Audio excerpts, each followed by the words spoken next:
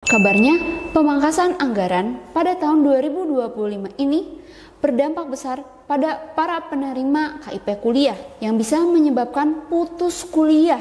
Emangnya iya ya? Kenapa ya? Yuk kita bahas di video kali ini.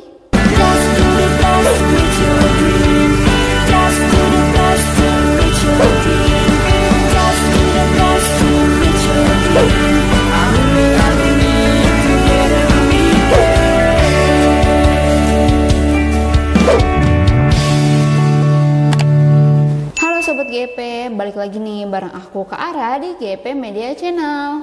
Kalian udah pada dengar belum mengenai isu terbaru di media sosial tentang anggaran pemerintah yang dipangkas menjadi beberapa triliunan saja?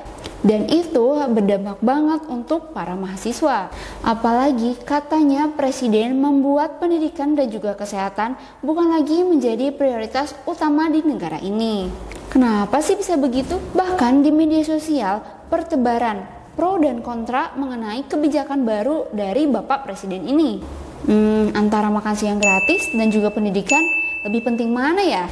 Oke teman-teman, dilansir dari beberapa sumber, pemerintah Indonesia sudah menerapkan kebijakan efisiensi anggaran pada tahun 2025 yang berdampak besar pada sektor pendidikan, khususnya Kartu Indonesia Pintar atau KIP kuliah. Kementerian Pendidikan Tinggi, Sains dan Teknologi mengalami pangkasan anggaran sekitar 22,54 triliun, menjadikannya salah satu kementerian dengan potongan anggaran terbesar setelah Kementerian Pekerjaan Umum dan Perumahan Rakyat yang dipangkas 81,38 triliun.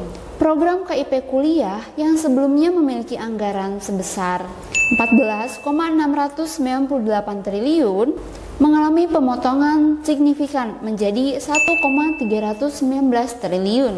Akibatnya, dari target 1.040.192 mahasiswa penerima KIP kuliah, sebanyak 663.821 mahasiswa yang sedang berjalan atau ongoing tidak dapat menerima dana bantuan pada tahun 2025.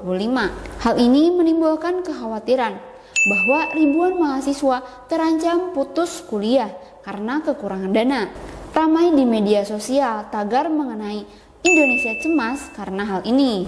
Meskipun Menteri Pendidikan Tinggi, Sains dan Teknologi Satrio Soemantri Bojonegoro menegaskan bahwa program beasiswa termasuk KIP kuliah gak akan mendapatkan pemangkasan anggaran nih Sobat GP. Data menunjukkan bahwa anggaran dari program tersebut telah mengalami penurunan secara drastis. Pihak kementerian berupaya agar anggaran KIP kuliah dikembalikan seperti semula untuk memastikan keberlangsungan pendidikan bagi keluarga yang kurang mampu. Pemangkasan anggaran ini juga berpotensi akan menaikkan uang kuliah tunggal atau UKT di perguruan tinggi, karena kampus mungkin akan mencari sumber dana tambahan untuk menutupi kekurangan dana. Selain itu, program beasiswa lain seperti Beasiswa Pendidikan Indonesia dan Beasiswa Afirmasi Pendidikan Tinggi juga mengalami pemotongan anggaran masing-masing sebesar 10%. Dampak dari efisiensi anggaran ini menimbulkan kekhawatiran baik di kalangan mahasiswa maupun di kalangan masyarakat, karena dapat menghambat akses pendidikan bagi mereka yang kurang mampu dan berpotensi meningkatkan angka putus sekolah. Oleh karena itu, penting bagi pemerintah untuk mempertimbangkan kembali kebijakan ini agar tidak merugikan masa depan pendidikan di Indonesia. Pemangkasan anggaran pendidikan di Indonesia pada tahun 2025 ini disebabkan oleh alokasi dana yang lebih besar untuk program makanan bergizi gratis.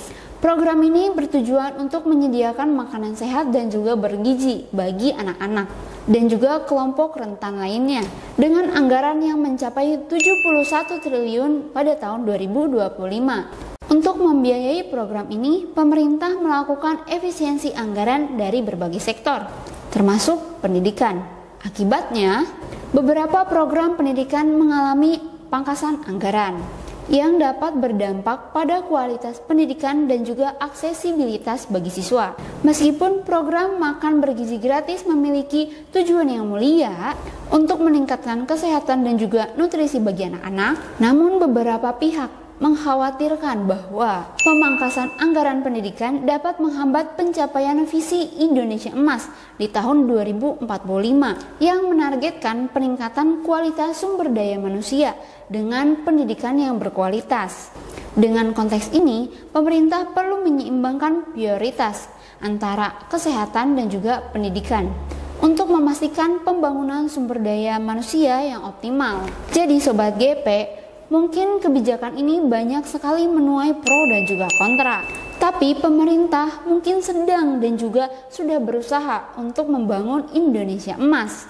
Jadi kita harus tetap bersabar dan juga berdoa semoga pemerintah kita bisa mengambil kebijakan yang lebih baik tanpa merugikan banyak pihak.